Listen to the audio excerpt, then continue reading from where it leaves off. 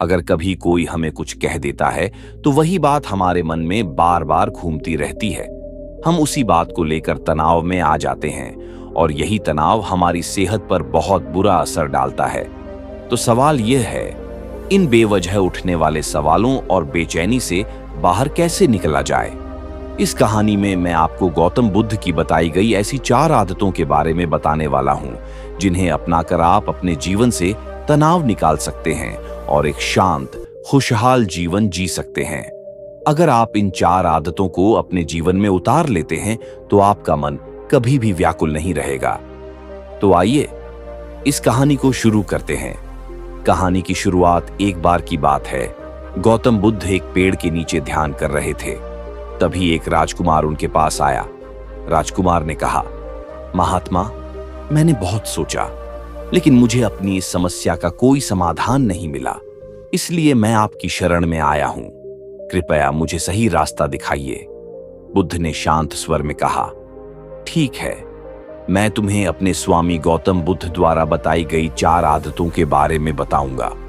अगर तुम इन 4 आदतों को छोड़ दोगे तो तुम्हारा मन शांत हो जाएगा और तुम्हें कभी भी बेचैनी नहीं होगी।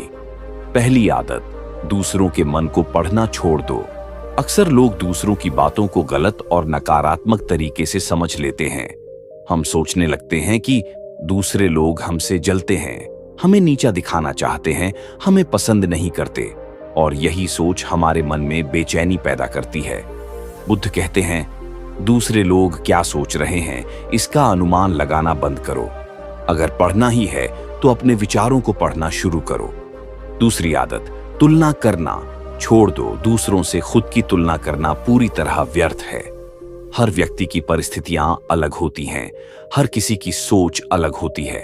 अगर दूसरा कोई काम नहीं कर पाया तो यह जरूरी नहीं कि तुम भी नहीं कर पाओगे। इसलिए किसी असफल व्यक्ति को देखकर यह सोचना छोड़ दो कि तुम भी असफल हो जाओगे। बस अपना सर्वश्रेष्ठ प्रयास करो और बाकी सब समय पर छोड़ दो। तीसरी आदत, असफलता से डरना छोड़ दो। हम असफलता को बुरा मानते हैं, जबकि सच्चाई यह है कि असफल होना सफल होने से भी ज्यादा जरूरी है। जो इंसान अपनी मानसिक सीमाओं से बाहर निकलकर कुछ नया करने की कोशिश करता है, वही असफल होता है। और जो कभी असफल नहीं हुआ, जो बीत गया, उसे बदल नहीं सकते, लेकिन जो अभी है उसे सुधारा जा सकता है। अगर तुम दूसरों के बारे में ज्यादा सोचना छोड़ दो, तुलना करना बंद कर दो, असफलता से डरना छोड़ दो और बीते समय का पछतावा छोड़ दो, तो तुम्हारा मन अपने आप शांत हो जाएगा। अगर आपको यह कहानी पसंद आई हो तो इसे लाइक करें, कमेंट करें और अपने अपनों के साथ शेयर करें। और ऐसी ही प्रेरणादायक कहानियों के लिए हमारे चैनल को सब्सक्राइब जरूर करें। आज के लिए बस इतना ही।